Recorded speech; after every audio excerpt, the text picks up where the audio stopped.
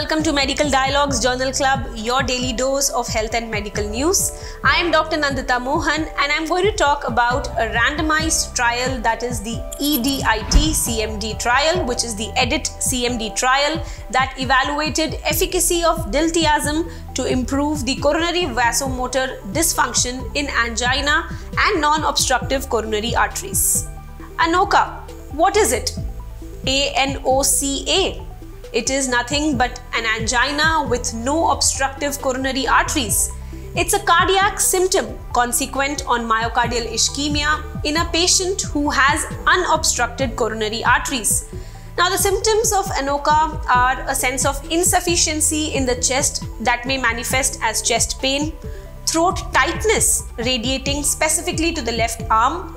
The symptoms may occur with effort, as it is in case of typical angina, or they may be less typical, occurring spontaneously, such as after with emotional stress, sometimes at night, sometimes hours after exertion, and the patient starts to become habituated to these symptoms. Once diagnosed with ANOCA, the treatment should be personalized to the patient. We all know that diltiazem is recommended and is a frequent prescription in patients with angina and non-obstructive coronary artery disease. Now, such patients suspected of coronary vasomotor dysfunction specifically. Now, however, previous studies substantiating its effect in this patient group are definitely lacking.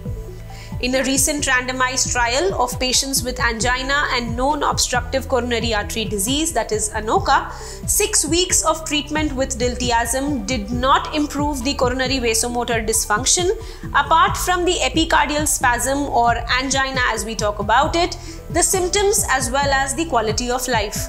The researchers presented these findings from the efficacy of diltiazem to improve the coronary microvascular dysfunction, a clinical trial, a randomized clinical trial, that is the EDIT CMD, in a featured clinical research session at the American College of Cardiology's 2022 scientific session.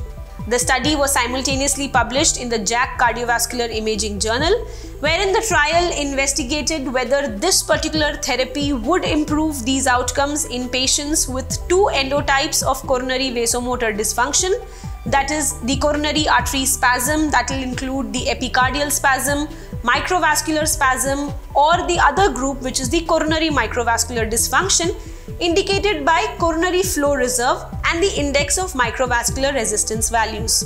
The treatment success, the primary study endpoint, that was defined as normalization of one of the abnormal endotypes and no normal endotype becoming abnormal, was similar after treatment with diltiazem when compared with the placebo group.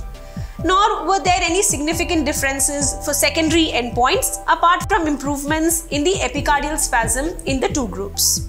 The researchers then concluded that diltiazem did not meet its primary endpoint for successful treatment, and rather it did not even reduce the symptoms or improve the quality of life compared with the placebo group. That's all for today. Stay tuned to Medical Dialogues for further updates. Never miss a medical update from Medical Dialogues. Like, subscribe, and press the bell icon.